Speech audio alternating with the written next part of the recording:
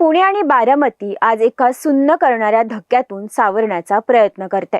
महाराष्ट्राच्या राजकारणातील एक ॲक्शन मॅन आणि स्पष्ट वक्ता नेता अजितदादा पवार यांचा काल बारामतीमध्ये हजारो जनसागरांच्या उपस्थितीत अखेरचा निरोप घेण्यात आला। पार्थ आणि जय पवार यांनी दादांना मुखाग्नी दिला आणि एका धडाकेबाज पर्वाचा अंत झाला। मात्र अजितदादांच्या चितेची राख थंड व्हायच्या आतच राजकारणाच्या पटलावर अशा काही हालचाली सुरू झाल्यात ज्या महाराष्ट्राचं संपूर्ण राजकीय समीकरण बदलू शकतात। अजितदादांच्या पश्चात त्यांच्या 43 आमदारांचं काय होणार? सुनेत्रा पवार राज्याच्या उपमुख्यमंत्री होऊ शकतात का? आणि सर्वात महत्त्वाचं म्हणजे दादांकडे असलेली अर्थ आणि नियोजन यांसारखी महत्त्वाची खाती भाजप आता सुनेत्रा वहिनींना देणार का? या सर्व प्रश्नांची उत्तरे शोधूयात या विशेष व्हिडिओतून। नमस्कार, मी समीक्षा देशमुख आणि तुम्ही पाहताय टीओडी मराठी। अंत्यविधी पार पडत नाही तोच राष्ट्रवादीचे ज्येष्ठ नेते नरहरी झिरवळ यांनी एक मोठी मागणी केली। सुनेत्रा पवार यांना राज्याचे उपमुख्यमंत्री पद देण्यात यावे असं विधान झिरवळ यांनी केलंय। पण प्रश्न असा आहे की भाजप या मागणीसाठी सहजासहजी तयार होईल का? आता एक विचार केला तर अजितदादांचा प्रशासनावरचा दरारा, त्यांची सकाळी 7 वाजता मंत्रालयात हजर राहण्याची शिस्त आणि कामाचा आवाका प्रचंड होता। सुनेत्रा पवार सध्या राज्यसभा खासदार आहेत, पण त्यांना राज्य मंत्रिमंडळाचा किंवा प्रशासनाचा थेट अनुभव नाही। अशा परिस्थितीत राज्याचं अत्यंत महत्त्वाचं अर्थ खातं भाजप त्यांच्याकडे सोपवेल का? याबाबत राजकीय वर्तुळात शंका उपस्थित केली जाते।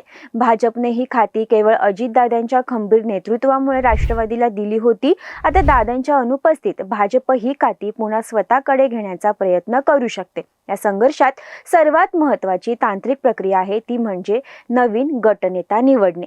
विधानसभेत पक्षाचा अधिकृत आवाज हा गटनेता असतो। राज्यपालांना पत्र देणे असो किंवा पक्षाची मोठी भूमिका मांडणे, गटनेत्याची सही आणि संमती अनिवार्य असते। अजितदादा स्वतः गटनेते होते।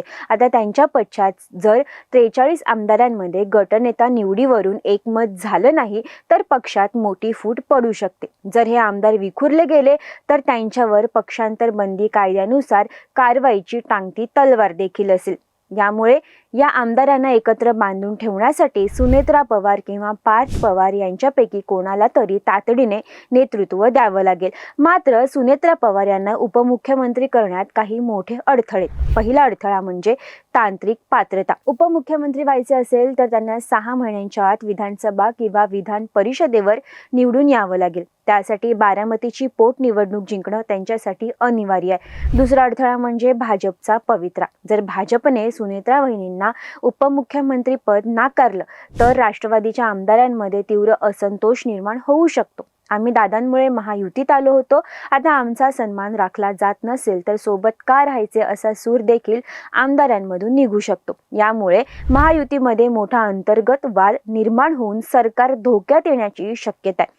अजितदादांच्या निधनामुळे मंत्रालयातील कामाच्या शिस्तीवरही मोठा परिणाम होणार आहे। जो धाक दादांचा होता तो धाक सुनेत्रा वहिनी निर्माण करू शकतील का, हा प्रश्न प्रशासकीय वर्तुळात चर्चिला जातोय। तसेच जर सुनेत्रा वहिनींना हे पद मिळालं नाही तर हा 43 आमदारांचा गट पुन्हा शरद पवारांच्या सावलीत जाऊ शकतो। अशा वेळी शरद पवार या आपल्या जुन्या सहकार्यांना पुन्हा साथ घालतील का, हा महाराष्ट्राच्या राजकारणातील सर्वात मोठा टर्निंग पॉइंट ठरू शकतो। आगामी बारामती पोटनिवडणुकीत सहानुभूती किती काम करेल आणि विरोधात उमेदवार दिला जाईल का, हेही महत्त्वाचे आहे। तसेच सर्वोच्च न्यायालयात सुरू असलेलं घड्याळ चिन्हाचा वाद आता कोणत्या वळणावर जातो याकडे सर्वांचं लक्ष आहे। दादांच्या निधनानंतर या कायदेशीर लढाईत पक्षाचा मुख्य चेहरा म्हणून कोणाचं नाव नोंदवलं जाणार, हा एक मोठा तांत्रिक पेच आहे। अजितदादांच्या निधनानंतर राष्ट्रवादीचा हा गट आता एका मोठ्या परीक्षेला सामोरं जातोय।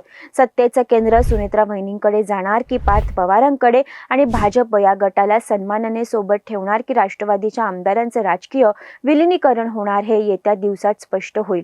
विलिनीकरण झालं नाही आणि गटनेता निवडण्यात दिरंगाई झाली तर मात्र महाराष्ट्रात पुन्हा एकदा सत्ता संघर्ष पाहायला मिळू शकतो। तुम्हाला काय वाटतं? सुनेत्रा पवार अजितदादांची जागा भरून काढू शकतील का? भाजप त्यांना उपमुख्यमंत्री पद देण्यास तयार होईल का? तुमच्या प्रतिक्रिया कमेंट्समध्ये नक्की कळवा। महाराष्ट्राच्या राजकारणातील अशा सखोल विश्लेषणासाठी पाहत रहा टीओडी मराठी।